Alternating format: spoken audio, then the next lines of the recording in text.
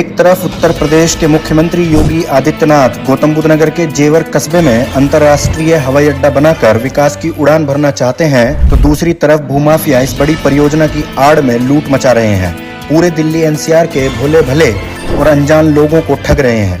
दिवाली आने वाली है तो जेवर हवाई अड्डे का सब्ज बाग दिखाकर फार्म हाउस और रेजिडेंशियल प्लॉट्स की स्कीम धड़ाधड़ लॉन्च की जा रही है। ऐसी ही एक महाठग कंपनी और उसे चला रहे गैंग के कारनामे आज हम आपके सामने पेश कर रहे हैं।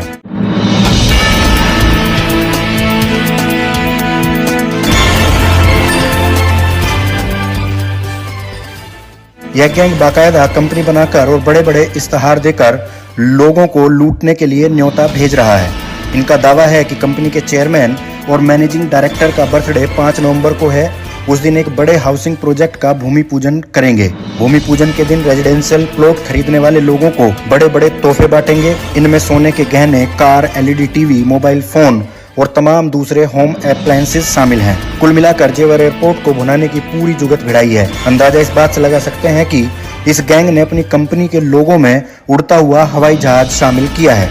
आइए अब आपको इस कंपनी का कच्चा चिट्ठा सुनाते हैं। नाम चेरी बिल्डकॉन प्राइवेट लिमिटेड है। मिनिस्ट्री ऑफ कॉर्पोरेट अफेयर्स से मिले डाटा के मुताबिक यह कंपनी 14 फरवरी 2019 को रजिस्टर्ड करवाई गई थी। कंपनी यमुना एक्सप्रेसवे के किनारे अलीगढ़ जिले के टप्पल कस्बे के पास धड़ाधड़ बड़े बड़े हाउसिंग प्रोजेक्ट लॉन्च कर रही है। ट्राई सिटी टुडे की टीम ने मौके पर जाकर इनका हाउसिंग प्रोजेक्ट देखा। पिछले 3 वर्षों के दौरान इन लोगों ने यमुना एक्सप्रेसवे के किनारे कई बड़े प्रोजेक्ट लॉन्च किए हैं। अब तक सैकड़ों लोगों को अवैध ढंग से आवासीय भूखंड बेच चुके हैं। यह ठगों का गैंग ऊंची कीमतों पर जमीन की बिक्री कर रहा है। सोशल मीडिया पर चलाए जा रहे इश्तहारों में बताया है कि अब जैन विहार के नाम से नया हाउसिंग प्रोजेक्ट लॉन्च हो रहा है, जिसमें भूखंडों की बिक्री 26 अक्टूबर को शुरू हो चुकी है और 5 नवंबर 2023 तक जारी रहेगी।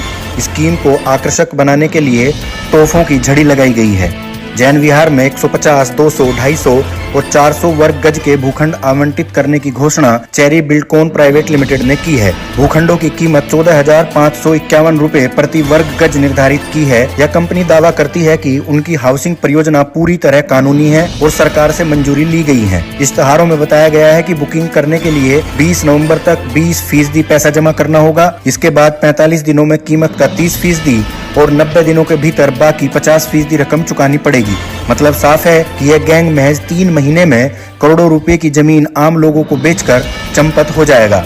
इससे पहले यह लोग ऐसा कर चुके हैं। नोएडा के सेक्टर 45 में रहने वाले मनोज कुमार पांडे ने इनके खिलाफ आईपीसी की धारा 420 और 406 के तहत एफआईआर दर्ज करवाई थी। मनोज कुमार पांडे ने अपनी शिकायत में चेरी बिल्डकॉन प्राइवेट लिमिटेड के डायरेक्टर कुलदीप नागर और एक अन्य व्यक्ति सुमित अरोड़ा को आरोपी बनाया। मनोज पांडे ने पुलिस को बताया कि उसे अलीगढ़ के टप्पल में धोखाधड़ी करके प्लॉट बेच दिया गया। कंपनी ने दावा किया था कि यह प्लॉट जेवर अंतर्राष्ट्रीय हवाई अड्डे के बिल्कुल नजदीक है। उन्होंने यह प्लॉट 11,10,000 रुपए में खरीदा था।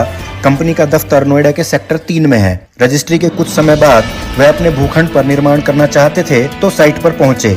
तब उन्हें बताया गया कि यह जमीन तो यमुना प्राधिकरण के अधीन है, जिसका लॉजिस्टिक हब के लिए अधिग्रहण किया जा रहा है। कंपनी के खिलाफ सरकारी जमीन पर कब्जे करने के आरोप में अलीगढ़ जिला प्रशासन ने पिछले 1 साल के दौरान 2 एफआईआर दर्ज करवाई हैं। टप्पल इलाके में जिस जमीन पर यह हाउसिंग प्रोजेक्ट लॉन्च किया गया है, इस जमीन की स्थिति अभी भी राजस्व रिकॉर्ड में खेतीबाड़ी है। हाउसिंग प्रोजेक्ट लॉन्च करने के लिए कोई मंजूरी कहीं से नहीं ली गई है। परियोजना का नक्शा तक पास नहीं है। यूपी रेरा को तो इस प्रोजेक्ट की भनक भी नहीं है। चेरी बिल्डकॉन प्राइवेट लिमिटेड को चलाने वाले गैंग ने 5 नवंबर यानी आने वाले रविवार को टप्पल के पास जैन विहार नाम के हाउसिंग प्रोजेक्ट पर ग्राहकों का मेला बुलाया है। इस प्रोजेक्ट के इश्तहार सोशल मीडिया पर जोर शोर से पोस्ट किए जा रहे हैं, जिनमें कहा गया है कि 5 नवंबर को कंपनी के सीएमडी आनंद नागर का बर्थडे है। उस दिन भूखंडों की बिक्री करने वालों को हजारों लाखों रुपए के मुफ्त उपहार बांटे जाएंगे। Microwave, washing machine, LED TV, smartphone और स्मार्ट वॉच मिलेंगी। कुल मिलाकर साफ है कि जेवर इंटरनेशनल एयरपोर्ट की बदौलत यमुना अथॉरिटी और सरकार को निवेश जब मिलेगा तब मिलेगा। मुख्यमंत्री के इस महत्वाकांक्षी प्रोजेक्ट को मुखौटा बनाकर